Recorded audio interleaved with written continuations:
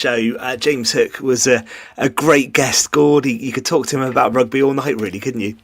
Yeah, he's got a wealth of experience, isn't he? Playing at club and international level, play for the British Lions. He's done it all, and now he's on Scrum 5 with the punditry. He's so easy to talk to, and he's so honest with his answers as well, Ben. That's what I love about him. He doesn't duck from anything. He'll give you an answer. Excellent stuff. No, he really did. I mean, maybe didn't quite do a prediction, Fraser, for the game against the All Blacks, but I think we can probably let him off that one, can't we? Yeah, I'd say so. I don't really want to do a prediction for that then, so we'll move on. Yeah, indeed. But now, great to talk rugby. Let's turn our attention to some boxing, and we're going to also do some football before the end of the show as well. Fraser, there's something coming up very soon, actually, at Cardigan, and we like to give our boxing clubs coverage on the show. Yeah, fresh off the Merlin's Bridge show, Ben. They've announced Friday the 23rd of January, Cardigan ABC will be doing their annual show. It was very good last year. It tends to get some good local rivalry going. We had a couple of Merlin's Bridge fighters who went over. Alex O'Sullivan was one. And look, Cardigan is a club with a great reputation itself. We talk so much about the Croft twins, don't they? They actually were there on the night last year, so hopefully they can be there again. And Mikey O'Sullivan, of course, who's just actually gone pro, came through Cardigan as well. So that'll be another great show and some high standard bouts again, I imagine. Yeah, absolutely. And Cardigan, as Fraser said, their Gord has got a great reputation for bringing boxers through, and it's something that we're quite proud of in West Wales, isn't it? Definitely, boxing's always been popular around Pembrokeshire, Cardiganshire, and we produced some excellent boxers over the years as well. I mean, the Croft twins are a testament to that at Cardigan, aren't they, at this moment in time? So they've turned professional and doing very well. Yeah, it's great to see these continuing, because I can remember going with my dad many years ago. He used to be very heavily involved in the boxing scene, and seen him gloving up many a boxer. He even gloved up Colin Jones one night, who fought in a world title fight. So, I was in awe of that. Yeah. Talking boxing, though, from going from the local stuff to the news that came out today, I think we're already shaking our heads about this, because we had the breaking news earlier on that Anthony Joshua is going to fight YouTuber Jake Paul in a professional bout next month. It's going to happen in Miami. Fraser, what was your reaction? I heard this earlier and I was just shaking my head when I was listening to the reports of it. What do you make of it? I mean, I've worked quite deeply in boxing the last couple of years, Ben, and I unfortunately, and I don't say unfortunately lightly, had to do a lot of coverage around the Jake Paul-Mike Tyson fight, and I hope that would have been the end of it. I thought that was just a sad occasion all round. This really perturbs me. It really does. I think, look, you can dispute Jake Paul forever and a day. For forever and a day. He obviously markets himself very well. He knows what he's doing. He shouldn't be getting in the ring with a two-time world heavyweight champion. I don't see what Anthony Joshua has to gain from this in any way whatsoever. If it does go to script and he knocks him out quickly, there's no round under his belt for the supposed 2 mega fights in Saudi next year.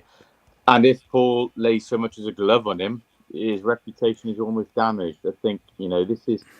Yes, he might be a student of the sport, and yes, he's probably better than a lot of people envisage, but this is a glorified YouTuber who just through purely social media and publicity seeking is fighting, let's be honest, who is still one of the elite heavyweights in the world. The farcical situation. I don't like it at all, but it'll happen, unfortunately. Good. What was your view? Similar to Fraser, I imagine. Yeah. Obviously, it's becoming a circus. Let's be honest. He's very clever. He's making a lot of money out of these sort of fights. But as far as boxing is concerned, I believe he's tarnishing it. But there we are. They're prepared to pay out in the Middle East for these type of fights, and it will continue to happen, I think, in the future as well. But for boxing itself, I think it's not great. No, and like you said there, Fraser, you just outlined what could happen for AJ. He's obviously going to get very well paid on the back of it, but is he ruining his kind of legacy and his reputation by taking part in something like this? I personally think it's slightly tainted by doing this now. Look, if he wants to do it in 5-10 years' time when he's retired and come out for an exhibition, and I'm not a fan of that either, by the way. I thought the Mike Tyson really was a sad occasion watching that. But then I'd maybe looking at it a little bit differently. But why he's doing it now when he's at the tail end of his career and still got time to become champion again, still got time to have 2 or 3 big fights, I just don't know. Aside from the money, I do not see the sense in this in any shape or form. And it's encouraging. It's encouraging influencers, YouTubers, whatever you want to call them, to try and continue and get into it. We've already got this boxing promotion, and a sport which has so much legacy to it, so much history. It's making it a little bit farcical for me personally. And what do we make of the Ben Eubank fight as well? Gord, I think you had some thoughts on that, didn't you? Yeah, well, the thing is, Eubank had to drop so much weight to actually fight the fight. I think he just was drained from it, to be honest with you. Take nothing away from Conor Ben. He did the job on the night, and he did a great job, to be fair. But Eubank, what's he, 36 now? I think he's become at the it's probably one fight too much. But again, it's purely down to money as well. Those two have made quite a bit of money on the back of their father's fights going back in the day, to be honest with you.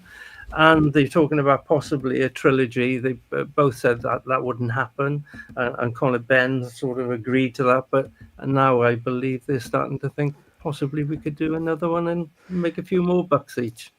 Fraser's shaking his head, I can see. Yeah, I mean, like yourselves, I believe it. And certainly, I was transfixed by the trilogy. I was too young for the first one, but the latter Eubank Ben fight in the 90s, and obviously this fight sold the story, didn't it? The generational rivalry, the Bens waiting 35 years, I think, for a victory over the Eubanks. Yeah. I was against it from the very start. I didn't like the weight cut and the rehydration clause. I thought it was dangerous. No, and I thought, to be fair, the first fight was such an epic occasion. They did really both bring it, and it was a real brawl. And I thought, okay, it was justified. I didn't want to see it again. And I think the Eubank money talked too loudly. I think the first fight clearly took a lot out of him. He looked a drained and dusted fighter from the start on Saturday.